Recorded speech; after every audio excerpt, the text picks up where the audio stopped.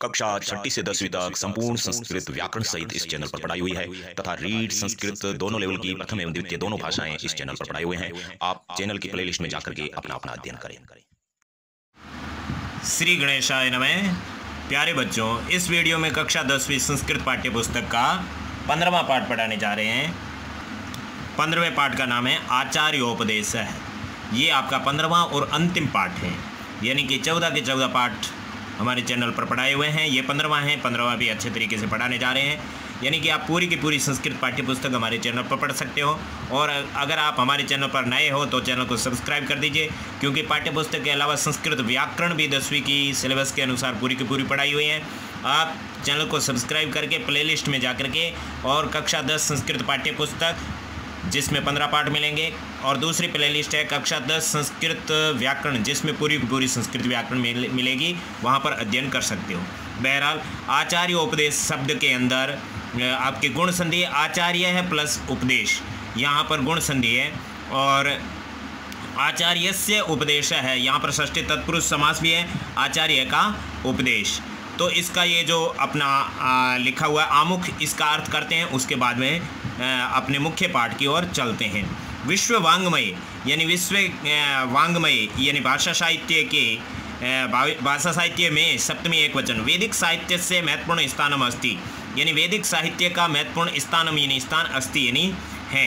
वैदिक साहित्य यानी वैदिक साहित्य में चत्वारः वेदा यानी 4 वेद, तेषां व्याख्या रूपा यानी उनके व्याख्या रूप में ब्राह्मण ग्रंथा यानी ब्राह्मण ग्रंथ, आरण्य ग्रंथा यानी आरण्य ग्रंथ, उपनिषदः च यानी और उपनिषद संति यानी हैं। वैदिक साहित्य में 4 वेद, उनके व्याख्या के रूप में ब्राह्मण ग्रंथ, आरण्य ग्रंथ और उपनिषद है।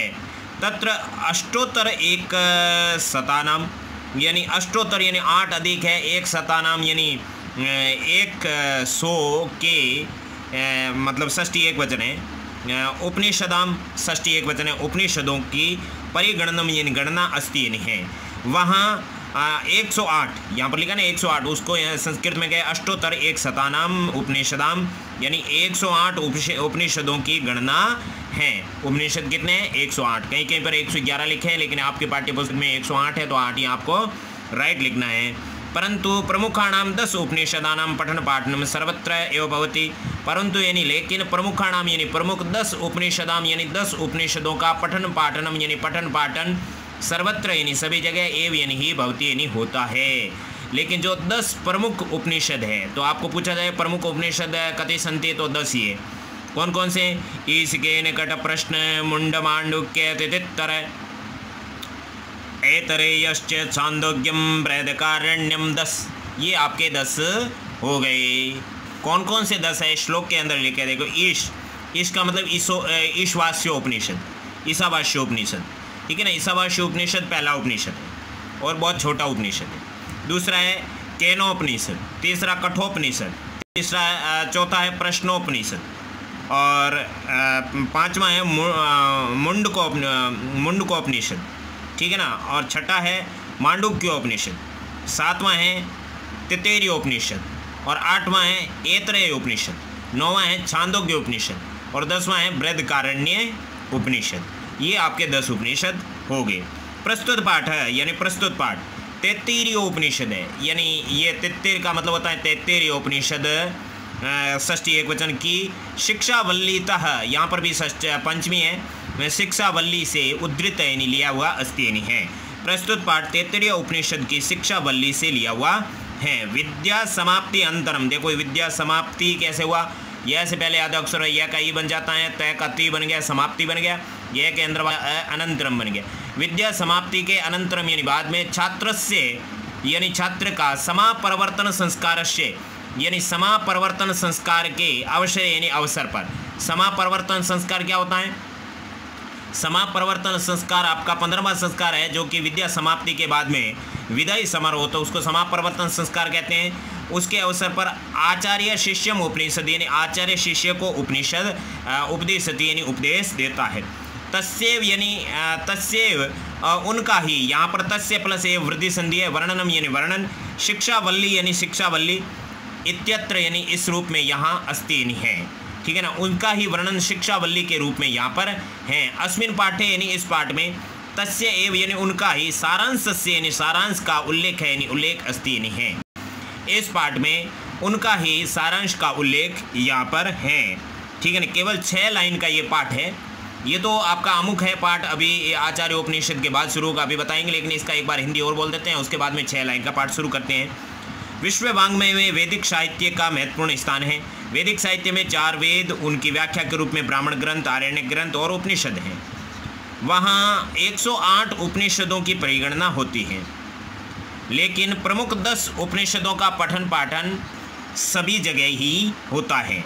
ईशोपनिषद, केनोपनिषद, कठोपनिषद, प्रश्नोपनिषद, मुंडोपनिषद, मांडुक्योपनिषद, तैत्तिरीयोपनिषद, ऐत्रेयोपनिषद, छांदोग्योपनिषद और बृहदारण्यक उपनिषद, ये 10 प्रकार के उपनिषद हैं। प्रस्तुत पाठ तैत्तिरीयोपनिषद की शिक्षावल्ली से लिया हुआ है।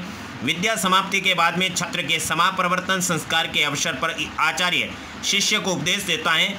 उनका ही वर्णन शिक्षावल्ली यहाँ पर है। इस पाठ में उनका ही सारांश भूष में उल्लेख किया हुआ है। तो ये जो पाठ है अपना छोटा सा, इसके अंदर हमने आमुख पढ़ लिया है, आमुख पढ़ लिया यहाँ तक। अब आचार्य उपनिषद ये 1 2 3 4 5 6 लाइन है, ठीक है ना, 6 लाइन का छोटा सा पाठ है। लेकिन ये आचार्य उपनिषद यानी टीचर का जो उपदेश है, यानी ये 15वां पाठ है, आपके 10वीं कक्षा का अंतिम पाठ है। तो अंतिम में आपको जो शिक्षा दी जाएगी, है ना, दीक्षा शिक्षा दी जाएगी, यही आपको जीवन भर पालन करना है। ठीक है ना, क्योंकि अंत में पाठ दिया है, तो आपको जो अंतिम शिक्षा दी जा रही है वो इसके अंदर लिखा हुआ है। तो जूम करके पाठ को पढ़ना शुरू करते हैं। तो ये आपका पाठ है, इसको पहले आदर्श वाचन करते हैं, वाचन के बाद में इसका अनुवाद करेंगे। वेदम मनुच्याचार्यो यन्तेवासिनं यो अनुशास्ति सत्यं वद धर्मं चर स्वाध्यायात् मा प्रमद सत्यान्न प्रमदितव्यं धर्मान्न प्रमदितव्यं कुशलान्न प्रमदितव्यं भूत्यैन्न प्रमदितव्यं स्वाध्याय परवचनाभ्यामन प्रमदितव्यं देवपितृकार्याभ्यामन प्रमदितव्यं मातृदेवो भव पितृदेवो भव आचार्यदेवो भव अतिथिदेवो भव यानि अनवद्यानि कर्माणि तानि सेवितव्यानि नो इतराणि यानि अस्माकं सुचरितानि तानि तव्योपास्यानि नो इतराणि श्रद्धया देयम् अश्रद्धया अदेयं श्रेया देयं ह्रेया देयं ध्येया देयं संविदा देयम् एष आदेश एष उपदेशः एषा वेदोपनिषद एतद् अनुशासनम् एवं उपासितव्यम। ये आपके उपनिषद है। तो यहाँ ध्यान से देखो, वेदम मैं हलंत हुआ, अनुच्य यह से दीर्घ संधि से आचार्य है, फिर अंतेवासिनम मैं हलंत हुआ, फिर अनुशास्ति। इसको हम शब्दार्थ में पदच्छेद में आपको बता देते हैं। ये आपका पदच्छेद है, ठीक है ना। वेदम अनुच्चाचार्यो अंतेवासिनम उपशास्ति। तो ध्यान से देखो, वेदम मैं हलंत हुआ तो वेदम मैं हलंत हुआ, ठीक है। फिर अनुच्य, तो ये पर पड़ा अनुच्य, मैं के अंदर से ए निकला, नू और च और यह क्यों बना, दीर्घ संधि है, दीर्घ संधि से कोई हलंत नहीं होता है, ए प्लस आ है। फिर आचार्य, ये पड़ा आचार्य है, यो का यह बन गया उत्व विसर्ग संधि से, और यहाँ पर पूर्व रूप संधि भी है। फिर इस 5 के निशान अवग्रह चिन्ह का अ बन गया, ये पड़ा अ। अंतेवासिनम मैं हलंत हुआ, अंतेवासिनम। फिर अनुशास्ति, तो अनुशास्ति। वेदम अनुच्चय आचार्य अंतेवासिनम अनुशास्ति। तो यहाँ पर कितने शब्द हुए, कुल 5 शब्द है इसके। ये एक ही जटिल शब्द है। ऐसे करते हैं, पहले अपन सारे के सारे क्या कर देते हैं, जो आपके पदच्छेद हैं उनको कर लेते हैं, उसके बाद में ही हिंदी ट्रांसलेट करते हैं, तो अपन को सुविधा रहेगी। फिर देखिए, स्वाध्यायात आदिने का आदत है बन गया, तो स्वाध्यायात बन गया, स्वाध्यायात पंचमी एक वचन है। माँ अलग बन गया, माँ का मतलब होता है मत करो। अब सत्यान्ने, डबल ने, तो ऊपर वाले ने का तय बन गया, सत्यात बन गया, सत्यात, उसके बाद में ने, सत्यात ने। उसके बाद धर्मान्य का धर्मात् प्लस ने, फिर कुशलान्य का कुशलात् प्लस ने, और अश्रद्धया अदेयम, तो अश्रद्धया यहाँ पर दीर्घ संधि, और फिर देयम अदेयम दोनों गलत लिखा है इसने, अदेयम होगा, अश्रद्धया अदेयम, ठीक है ना। उसके बाद में एतद हलंत हुआ, एतद अनुशासनम, तो एतत् अनुशासनम, दय के अंदर से निकला अनुशासनम, एवं मैं हलंत हुआ उपासितव्यम। इस तरह से आपके ये क्या बन गए, पदच्छेद बन गए। अब अपन इनके शब्दार्थ, कठिन शब्दार्थ भी पहले कर लेते हैं, फिर पाठ पढ़ने में आसानी रहेगी। पहले कठिन शब्दार्थ कर लेते हैं। तो देखते हैं कठिन शब्दार्थ में पहला शब्द यहाँ पर क्या है। पहला शब्द है वेदम, ठीक है ना। वेदम का अर्थ होता है ज्ञान राशि, ये संस्कृत अर्थ है, ठीक है ना। ये संस्कृत है और ये भी संस्कृत है, लेकिन हिंदी में वेद का वेद ही होगा।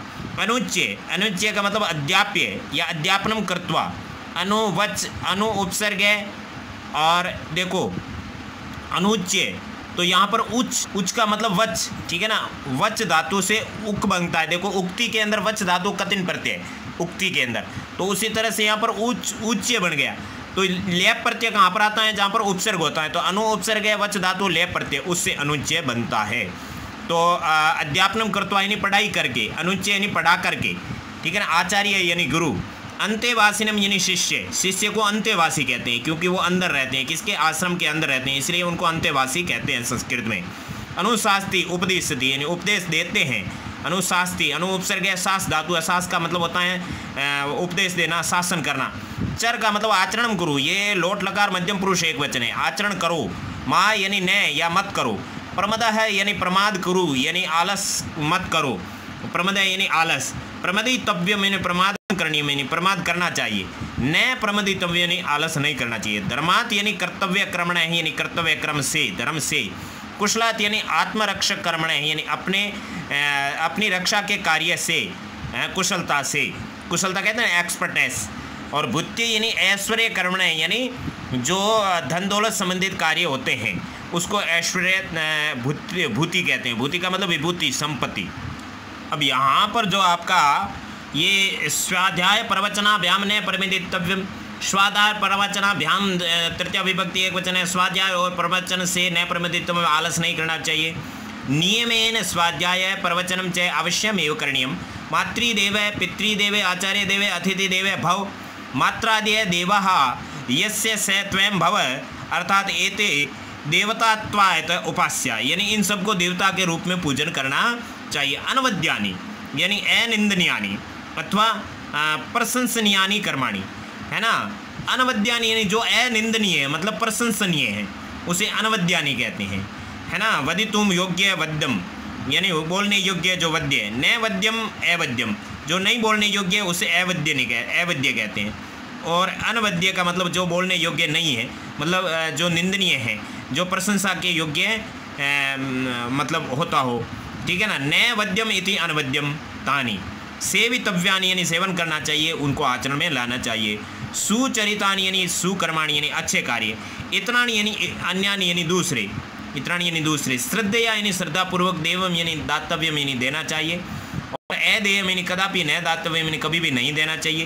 ह्रिया यानी मत तुल्या, मदस्वराश्वद्य आदि अपि दास्यन्ति इति लज्जया वादेयम। ह्रिया का मतलब होता है लज्जा पूर्वक, लज्जा से, तृतीया एक वचन है। भिया के अंदर भी धातु है और तृतीया एक वचन है।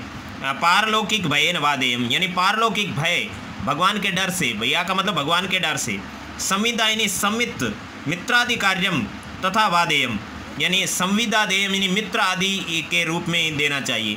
आदेश है यानी विधि, विधि मतलब लॉ, ऑर्डर, ठीक है ना। एष उपदेश है। पित्रादि नाम पुत्रादिभ्य एष उपदेश है, पिता और पुत्र आदि के लिए यही उपदेश है। एष वेदोपनिषद है। एतस्य वेद रहस्यत्वार्थ, यही वेद और वेदों का रहस्य है। अनुशासनम ईश्वर वचनम, एतद सर्व प्रमाणानाम अनुशासनम यानी ये सभी प्रमाणों के रूप में ये मतलब अनुशासन है। This is one of discipline. अब पाठ को शुरू करते हैं, फिर प्रश्न उत्तर देखेंगे।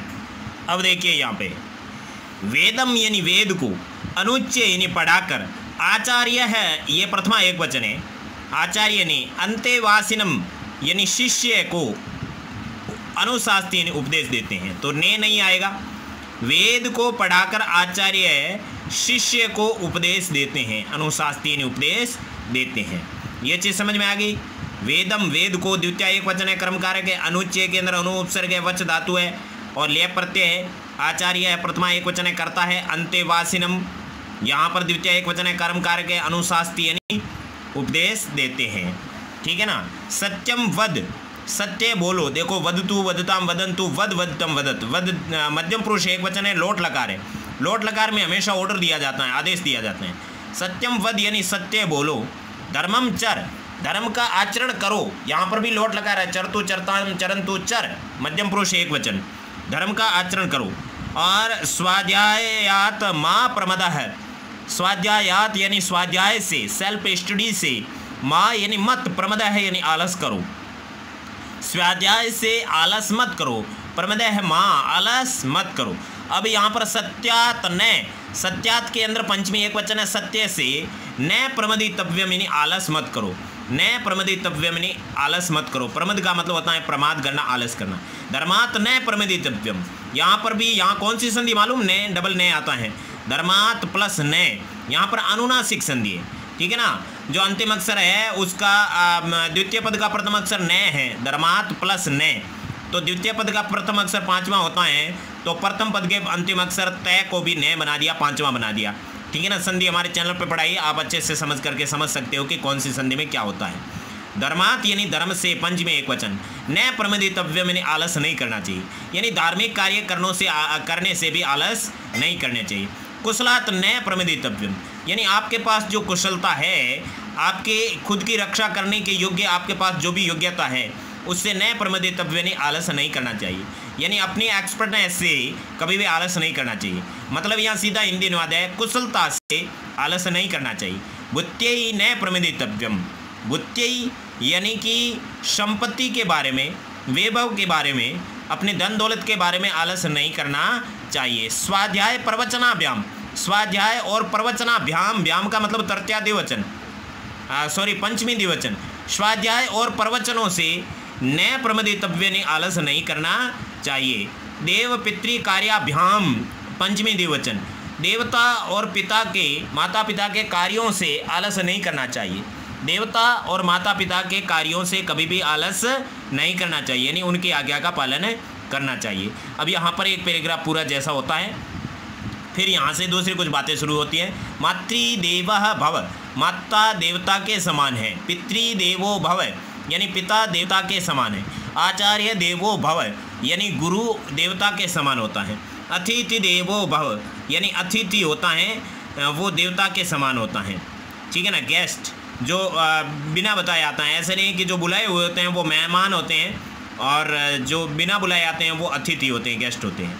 अतिथि देवता के समान होता है। यानी अनवद्यानि कर्माणि तानि सेवितव्यानि, यानी जो अनवद्यानि कर्माणि तानि सेवितव्यानि नो इत्राणि, यानी जो अनवद्यानि यानी जो प्रशंसनीय कार्य है, कर्माणि यानी कार्य है, तानि यानी उनको सेवितव्यानि करना चाहिए। यानी जो अनिंदनीय, अनवद्यानि अनिंदनीय मतलब प्रशंसनीय, कर्माणि यानी कार्य है, तानि यानी उनको सेवितव्यानि यानी करना चाहिए। सेवित शब्द है, तवित प्रत्यय, तवित का मतलब चाहिए। न इत्राणि, दूसरे नहीं, इत्राणि यानी दूसरे, न यानी नहीं। जो अनिंदनीय अर्थात प्रशंसनीय कार्य हैं उनको करना चाहिए, दूसरे नहीं। यानी जो अस्माकम यानी हमारे, सुचरितानि यानी अच्छे चरित्र है, यानी जो अस्माकम यानी हमारे, सुचरितानि यानी अच्छे चरित्र है। तानि त्वया उपास्यानि, तानि यानी उनको, त्वया यानी तुम्हारे द्वारा, उपास्यानि यानी काम में लाए जाने चाहिए। तानि त्वया उपास्यानि, उनको तुम्हारे द्वारा किए जाने चाहिए। न इत्राणि, दूसरे नहीं। जो तुम्हारे अच्छे चरित्र हैं उनको तुम्हारे द्वारा किए जाने चाहिए, दूसरे नहीं। श्रद्धया देयम, श्रद्धा शब्द आकारांत स्त्रीलिंग शब्द है, तृतीया एक वचन है। श्रद्धा पूर्वक देयम यानी देना चाहिए। अश्रद्धया अदेयम, यानी बिना श्रद्धा के, अदेयम यानी नहीं देना चाहिए। श्रद्धा पूर्वक देना चाहिए, बिना श्रद्धा के नहीं देना चाहिए। श्रिया देयम, श्री का मतलब होता है धन। ठीक है ना। श्री का मतलब होता है धन, अपने धन के अनुसार देयम यानी देना चाहिए, अपनी धन के अनुसार देना चाहिए। ह्रिया देयम यानी जो ह्रिया का मतलब होता है लज्जा पूर्वक देना चाहिए, लज्जा पूर्वक देना चाहिए। भिया देयम, ठीक है ना, भिया का मतलब होता है डर से, है ना, परलौकिक डर से, परलौकिक मतलब स्वर्ग में जाएंगे एक नरक में जाएंगे, उस डर से देयम यानी देना चाहिए। किसको? गुरु जी को। संविदा देयम, संविदा का मतलब होता है जो हमने फिक्स कर रखा है, अर्थात मित्र आदि के भाव से देयम यानी देना चाहिए। एष आदेश है, यही आदेश है। एष उपदेश है, यही उपदेश है। ऐसा वेदोपनिषद है, और यही वेद और उपनिषद है। एतद अनुशासनम, यही अनुशासन है, ठीक है ना। एतद एवं उपासितव्यम, एवं यानी इसी प्रकार, उपासितव्यम यानी पालन करना चाहिए, इसी प्रकार पालन करना चाहिए। ये पाठ पूरा हो गया। एक बार फिर से सिर्फ हिंदी बोलते हैं, फिर इसके बाद में प्रश्नोत्तर देखेंगे। वेद को पढ़ा करके आचार्य शिष्यों को उपदेश देते हैं, सत्य बोलो, धर्म का आचरण करो, अपने आप पढ़ने से आलस मत करो, सत्य से आलस मत करो, धर्म से आलस मत करो, कुशलता से आलस मत करो, धन के अनुसार आलस नहीं करना चाहिए, स्वाध्याय और प्रवचनों से आलस नहीं करना चाहिए, देवताओं और माता पिता के कार्यों से आलस नहीं करना चाहिए। माता देवता के समान है, पिता देवता के समान है, आचार्य देवता के समान है, अतिथि देवता के समान है। जो निंदनीय प्रशंसनीय कार्य हो, जो अनिंदनीय या प्रशंसनीय कार्य हो, उनको करना चाहिए, दूसरे नहीं। जो हमारे अच्छे चरित्र हैं उनको हमारे द्वारा पालन करना चाहिए, दूसरे नहीं। श्रद्धापूर्वक देना चाहिए, अश्रद्धा से नहीं देना चाहिए। धन के अनुसार देना चाहिए, लज्जा से देना चाहिए, पारलौकिक डर से देना चाहिए, मित्र आदि के भाव से देना चाहिए। यही आदेश है, यही उपदेश है, यही वेदोपनिषद है, यही अनुशासन है, और यही इसका ही हमें पालन करना चाहिए। अब अपने प्रश्नोत्तर, ठीक है ना, अभ्यास प्रश्न। अति लघुत्रात्मक प्रश्न में रिक्त स्थान की पूर्ति करनी है। श्रद्धया देयम, अश्रद्धया अदेयम, आचार्य देवो भव, और स्वाध्याय प्रवचनाभ्याम न प्रमदितव्यम। ये इस प्रकार से आपका क्या हो जाएगा, ये खाली जगह भर दी जाएगी। श्रद्धया देयम, अश्रद्धया अदेयम, आचार्य देवो भव, स्वाध्याय प्रवचनाभ्याम न प्रमदितव्यम। अब लघुत्रात्मक प्रश्न। श्रद्धया किम देयम, श्रद्धया किम करणीयम। किम करणीयम का मतलब होता है क्या करना चाहिए, श्रद्धा पूर्वक क्या करना चाहिए। तो श्रद्धया देयम, ये पहला, इसके पहले का आंसर हो जाएगा, बस ये इसका आंसर बन गया, श्रद्धया देयम। फिर धर्मात् किम न करणीयम, धर्मात् किम न करणीयम, धर्म से क्या नहीं करना चाहिए। तो धर्मात् किम न करणीयम, तो धर्मात् न प्रमदितव्यम। इस तरह से इसका धर्म से आलस नहीं करना चाहिए। ये जो है आपका आंसर बन गया। ये दूसरे का आंसर है, धर्मात् किम न करणीयम, धर्मपूर्वक क्या नहीं करना चाहिए, धर्मात् न प्रमदितव्यम, धर्मपूर्वक आलस नहीं करना चाहिए। कीदर्शानि कर्माणि सेवितव्यानि, कौन से कार्य करने चाहिए। तो इसका उत्तर यानी अनवद्यानि कर्माणि तानि सेवितव्यानि, ये इसका आंसर बन गया। यानी अनवद्यानि कर्माणि तानि सेवितव्यानि, जो अनिंदनीय या प्रशंसनीय कार्य हैं उनको करना चाहिए। अब कानि त्वया उपास्यानि, जो तो क्या हमारे द्वारा पालन करना चाहिए। तो पाठ के अंदर तो यही है, यानी अस्माकं सुचरितानि तानि त्वया उपास्यानि, ये इसका आंसर बनेगा। यानी अस्माकं सुचरितानि तानि त्वया उपास्यानि, जो हमारे अच्छे चरित्र है वो तुम्हारे द्वारा उपासना करने योग्य है। ये आपके लघुत्रात्मक प्रश्न पूरे हो गए 4 के 4। निबंधात्मक प्रश्न आपके करने योग्य नहीं है, क्योंकि अकॉर्डिंग टू बोर्ड पैटर्न ये नहीं होते हैं। तो अपन सीधे चलते हैं व्याकरणात्मक प्रश्नों की और। अधोलिखित पदेषु धातु लकार पुरुष वचनानाम निर्देशन कुरुष, नीचे लिखे पदों में धातु लकार पुरुष वचनों का निर्देशन करना है। जो पिछले पाठ में पढ़ा था वैसा ही यहाँ पर है। ये आपके पद है, पद का मतलब ये धातु रूप है, ठीक है ना। इनका अपन को धातु लिखना है, जैसे वध, वध के अंदर वध धातु है, लोट लकार मध्यम पुरुष एक वचन है। तो ये सब के अंदर आपको लोट लकार मध्यम पुरुष एक वचन है, चर भव गच्छ और जिग्र, ठीक है ना। इन सब के अंदर धातु चेंज होगी, बाकी ये लकार लोट ही है सब में, मध्यम पुरुष है सब में, एक वचन है, ठीक है ना। तो सबसे पहले इसमें कौन सा धातु है? चर है। इसमें भव के अंदर भू धातु है, गच्छ के अंदर गम धातु है और जिग्र के अंदर घ्रा धातु है। घ्रा का मतलब होता है सूंघना। ओके, इस तरह से ये आपके चर, ये चर अलग है, हलंत वाला अलग है। हलंत वाला तो चर यानी चरना, विचरण करना, और चर यानी विचरण करो, भव यानी बनो, भू यानी होना, गच्छ यानी जाओ, गम यानी जाना, जिग्र यानी सूंघो, घ्रा यानी सूंघना। और बाकी ये सब सेम है, तो इसके अंदर अपन ऐसे कर देंगे, लेकिन आपको ऐसे नहीं करना, आपको पूरा पूरा लिखना है। ओके, निम्नलिखितेषु शब्द लिंग विभक्ति वचना नाम निर्देशनम कुरुच। नीचे लिखे हुए के शब्द लिखना है। पद का मतलब होता है धातु रूप और शब्द रूप का शब्द, लेकिन शब्द का मतलब होता है मूल शब्द। जैसे स्वाध्यायात, तो इसके अंदर स्वाध्याय शब्द है, मूल शब्द है, और ये पुल्लिंग है, और ये पंचमी विभक्ति है, और ये एक वचन है, ठीक है ना। स्वाध्याय पुल्लिंग पंचमी एक वचन है। तो श्रद्धया, इसके अंदर श्रद्धा शब्द है, आकारांत स्त्रीलिंग शब्द है, और स्त्रीलिंग शब्द है, आकारांत इसने पूछा नहीं, स्त्रीलिंग शब्द है, तृतीया विभक्ति एक वचन है। ओके, ऐसे होगा, श्रद्धा आकारांत स्त्रीलिंग शब्द है और स्त्रीलिंग तृतीया विभक्ति एक वचन। धर्मात्, धर्म शब्द है आपका जो कि पुल्लिंग है, ठीक है ना। धर्म अर्थ काम मोक्ष चारों क्या है? पुल्लिंग है। ये हमारे जो चैनल के अंदर जो लिंग नाम का टॉपिक पढ़ा है उसके अंदर सारी चीज़ बताई हुई है। धर्म शब्द है, आकारांत पुल्लिंग शब्द है, और पंचमी विभक्ति एक वचन है। इस प्रकार से आपको भी लिखना है। चलते हैं दूसरे का तीसरा। अब आपको यहाँ देखना है कि ये जो भिया है, इसके अंदर मूल शब्द क्या है? मूल शब्द है भी, ठीक है ना। ये भी बड़ा हो जाएगा, और ये आपका भी बड़ा हो जाएगा तो स्त्रीलिंग हो जाएगा, नदी शब्द की तरह, नद्या की तरह भिया तृतीया विभक्ति एक वचन है। ओके, ऐसे आपका ये भी हो जाएगा। क्लियर हुआ? फिर नेक्स्ट आप देख सकते हैं हिरिया। इसके अंदर आपका मूल शब्द है हिरी। हिरी कौन सा? जैसे भी है उसी तरह से हिरी बड़ा हो जाएगा, और वो भी स्त्रीलिंग तृतीया एक वचन। ये इस तरह से आपके ये दोनों शब्द होंगे। भिया यानी डर से क्यों लगता है? तृतीया विभक्ति कर्ण कारक होता है, कर्ण कारक में कर्ण से।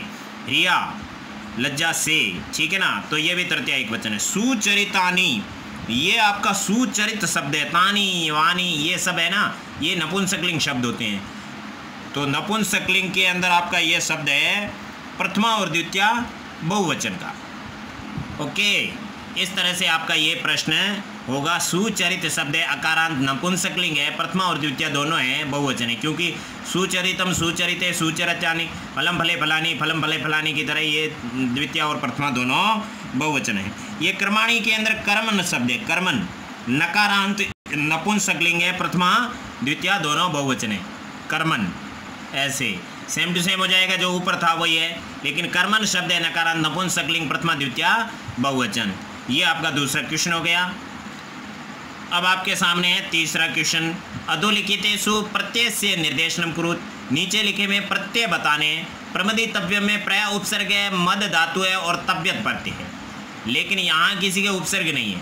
पहला है सेवितव्यानि, इसमें सेव धातु है, धातु तो इसने दे दिया बेचारे ने, और उसके अंदर तव्यत प्रत्यय है, लेकिन उसका रूप चलता है तो सेवितव्यानि नपुंसकलिंग में। ये विशेषण शब्द है, पुल्लिंग स्त्रीलिंग नपुंसकलिंग तीनों में चलता है, ठीक है ना। देयम के अंदर दा धातु है और यत प्रत्यय। यत प्रत्यय आपके 10th में 9th के कोर्स में नहीं है, लेकिन यहाँ जो आपके पाठ के अंदर दिया हुआ है इसलिए आपको पढ़ना पड़ेगा। इसलिए हमारे चैनल पर जो प्रत्यय नाम का टॉपिक पढ़ा है वहाँ 35 से 40 प्रत्यय पढ़ाए हुए हैं। आप लोग उसकी वहाँ पर सारणी दी हुई है, शॉर्टकट में समझाया हो, वहाँ जा करके आप समझ सकते हैं, तो संस्कृत के प्रत्यय आपको पूरे समझ में आ जाएंगे। तो यहाँ पर आपके तव्यत और यहाँ पर यत प्रत्यय है, इस प्रकार से, ठीक है ना। तव्यत और यत। अब है युक्त है। युक्त के अंदर युज धातु और कत प्रत्यय है, ठीक है ना। वचनम के अंदर वच धातु है और ल्युट प्रत्यय। वचनम पठनम के अंदर ल्युट प्रत्यय, पठ धातु ल्युट प्रत्यय, वदनम गमनम सब के अंदर ल्युट प्रत्यय है, तो इसके अंदर कत और ल्युट है। इस तरह से आपका ये क्वेश्चन सही हो जाएगा, प्रत्यय वाला। अब आपका चौथा क्वेश्चन है उपसर्ग वाला। निम्नांकितेषु उपसर्ग से निर्देशनम कुरु। आप इसको सिंपल समझते हो, लेकिन कहीं संधि आ गई तो प्रॉब्लम हो जाएगी। यहाँ तो संधि है नहीं। प्रवचनम में प्र उपसर्ग है, वचनम शब्द है। प्रमाद में प्र माद है। आदेश में आ प्लस देश है, आंग आंग शब्द है, ठीक है ना। आंग लिखते हैं मूल रूप से, लेकिन आ भी चलता है। उपदेश में उप उपसर्ग है, देश शब्द है। सुचरितानी में सु उपसर्ग है, चरितानी शब्द है। अनुशासन में अनु उपसर्ग है और शासनम शब्द है। ओके, ऐसे आपके लिखना जाएगा प्र प्लस माद। आदेश में आंग प्लस देश, आंग लिख सकते हो, आ भी लिख सकते हो, आ प्लस देश भी होता है। उपदेश में ये मूल है, मूल आंग उपसर्ग है, ठीक है ना। जो आपके उपसर्ग है उनमें आंग मूल उपसर्ग है। उप प्लस देश, सु प्लस चरितानी, अनु प्लस शासनम। अब ये आपका जो है 5वां सवाल है। अधोलिखित पदनाम एक वचन में लिखित, एक वचन में लिखना है। सुचरितानी, ये नपुंसक लेंगे तो सुचरितम। फलम की तरह, ये फलानी की तरह, फलम फले फलानी, ठीक है ना। कर्मम कर्म, कर्मे कर्माणी, तो इसका होगा कर्म, ठीक है ना। अब तानी तत् ते तानी, तो तत् आएगा। यानी यत, ये आपके नपुंसकलिंग यत सर्वनाम शब्द है तो यत आएगा। अनवद्यानी, अनवद्यम, अनवद्ये, अनवद्यानी, तो अनवद्यम आएगा एक वचन। लता लते लताः, तो ये बहुवचन है तो विसर्ग हटा देंगे तो एक वचन हो जाएगा। नामानी, नामानी के अंदर आपके जो है नाम शब्द है वो आ जाएगा, नाम, नामे, नामानी। इस तरह से आपके एक वचन लिखना है इस प्रकार से, ठीक है ना। ये हो गया कर्म, ये तत्, यत, अनवद्यम, लता और नाम। अब लेते हैं अपनी पाठ्य पुस्तक का अंतिम क्वेश्चन, इस पाठ का ही नहीं, अपनी पाठ्य पुस्तक का। ये आपका अंतिम क्वेश्चन है। कै खंडम कै खंडेन सह योजयत, तो आपको क्या करना है, सत्यम वद, सत्यम को किससे जोड़ना है, वद से जोड़ना है, ठीक है ना। सत्यम वद, आचार्य देवो भव, और उसके बाद में धर्मम, धर्मम चर, धर्म का आचरण करो। श्रिया देयम, श्रद्धा मतलब धन के अनुसार देना चाहिए। कुशलात न प्रमदितव्यम, अपने एक्सपर्टनेस से लेजीनेस नहीं होना चाहिए। तो ये अपना हो गया पाठ पूरा।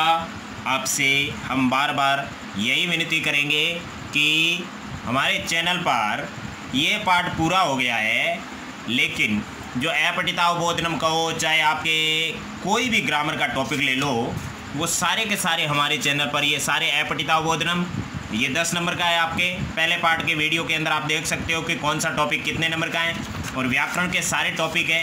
केवल यहाँ पर दिए हुए इतने ही नहीं, ट्रिक के माध्यम से हमारे चैनल पर पढ़ाए हुए हैं, आप सारे पढ़ सकते हो। समास भी पढ़ाए हुए हैं, और उसके बाद में आपका यहाँ पर आ रहा है जो है कारक, ये भी पढ़ाए हुए हैं।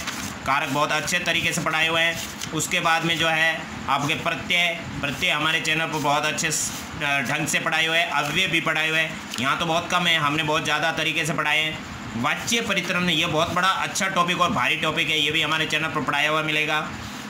घटिका चित्र साहित्य, समय लेखन है, ये भी बहुत सरल टॉपिक है, समझाया हुआ है। अशुद्धि संशोधन भी समझाया हुआ है।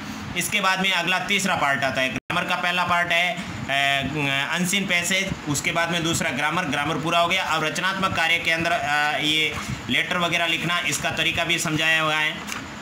और उसके बाद में संकेत आधारित संवाद लेखन है, ये भी समझाया हुआ है। चित्र आधारित चित्र वर्णन लिखा हुआ है, समझाया हुआ है। कथा क्रम संयोजन, ये सब समझाए हुए हैं।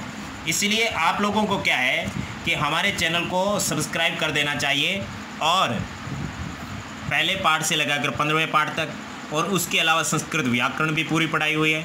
व्याकरण केवल आपके अनुसार ही नहीं, एक्स्ट्रा भी पढ़ाई हुई है, जिससे कि आपका बहुत बड़ा स्ट्रॉन्ग हो जाएगा। क्योंकि बिना व्याकरण के आप लोग अगर पाठ पढ़ेंगे तो आपको पाठ समझ में नहीं आएंगे, और व्याकरण पढ़ने के बाद सारे 15 के 15 पाठ पढ़ेंगे तो आपको क्या है कि सारे ग्रामर की, सारे व्याकरण के टॉपिक की पाठों के बीच में प्रैक्टिस हो जाएगी, जिससे आपकी व्याकरण स्ट्रॉन्ग हो जाएगी। यू अंडरस्टैंड और not understand? Good boy, I mean अच्छे बच्चे, ठीक है ना। तो इन्हीं शब्दों के साथ में हम अपनी मधुर वाणी को विराम देते हैं। हे भगवान, हम हमेशा कहते हैं कि आप कहाँ हो, भला सबका करो, लेकिन शुरू हमसे करो। हे भगवान, भला सबका करो, लेकिन शुरू हमसे करो। 6ठी से 10वीं तक संपूर्ण संस्कृत पढ़ने के लिए चैनल सब्सक्राइब करें।